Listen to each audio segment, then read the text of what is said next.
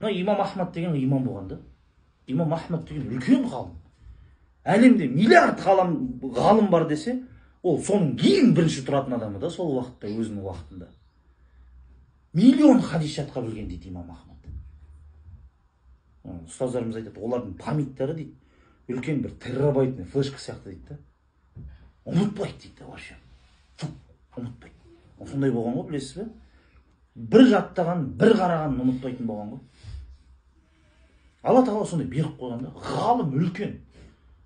Анау имам ахмад айтады, кезінде дейді, адамдардың ішіне жыңғырып кеткен кезде дейді, имам ахмадтың аяқ киімін көрсетсең болды, анау адам жазылып кетеді дейді. Сондай қатты қорқатын дейді одан.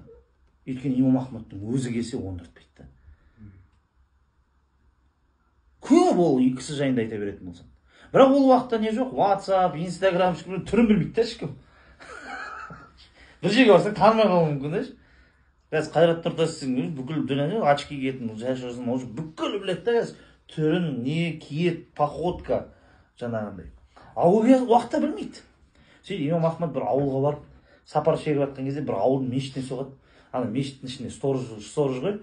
Намаз оқып біткеннен кейін, сен дейді жаңағы, жалғыз өзі қалып қойған ғой, шық мешіттен дейді да, короче. Ол кісілер анандай ғой, қарапайым айтпайды ғой, мен имам ахмадпын, отыра тұрайыншы деп айтпайды ғой. Шық мешіттен дейді. Отыра тұрайыншы, жоқ шық дедім ғой саған. Жарайды шығып далаға отыра тұрған кезде айтады, саған мешіттің ауласынан шық вообще дейді. Не істеп отырсың сен аулада? Мен мешітте емеспін ғой, ең болмаған енді аулада отырамадым ба десе, сен не түсінбейсің ба деп аяғынан жетектеп сүйретіп алып шыққан ғой мешіттің алдынан.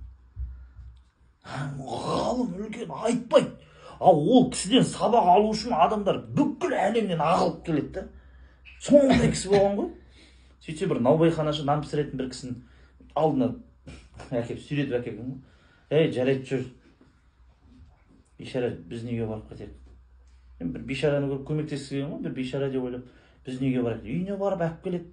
Сөйтсе үйіне келіп, үйіне жаңа наубайханашы намаз оқитын кісі, сөйтсе астағфирулла, астағфирулла, астағфирулла. Я Аллахым, мені кешірші деп дұға қылып, постоянно зікірде жүреді екен да. Тұрса да астағфирулла, жатса да астағфирулла, нан салса да астағфирулла, шығарса да астағфирулла. Алланы еске алып жүреді екен. Сосын айтады дейді имам ахмад, сен андағы зікірде жүрсің ғой постоянно дейді. Сен бір андағы сенің зікірің қандай саған жақсылық әкеліп жатыр дейді. Енді Аллаға шүкір дейді, мен біраз болды осы нәрседе жүргеніме. Алла тағала маған бұның пайдасы дейді. Алла тағала мен сұрағанымды беріп жатыр дейді да маған. Мен сұраймын, Алла береді.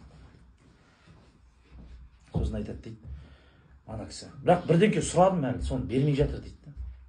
Не нәрсе десе, жаңа кісі айтады дейді, мен өмірімдегі жаңағы арманым имам ахмад деген кісімен кездескім келеді. Сол кісімен кездесіп, бір сұхбаттассам ба деп едім. Сол нәрсені сұрадым, бірақ Алла әлі маған оны берген жоқ деп айтады дейді жаңағы наубайханашы. Сөзі имам ахмад түріне қарап тұрып айтқан ғой. Шіркін, сенің дұғаң менің аяғымнан жетектеп алдың әкеп келді ғой. Аллаху акбар, мен сол имам ахмадпын деп айтады. Ананың арманы да сөйтіп жаңағы көру да мысалға, сұхбаттасу, жанында отыру жаңағы.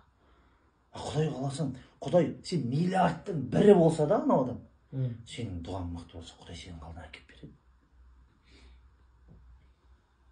Ол миллиардтың бірі болса да, миллиардтың бірі болса да, бірақ сен шынайы ықыласың, шынайы дұғаң, Алладан сұрағандағы табандылығың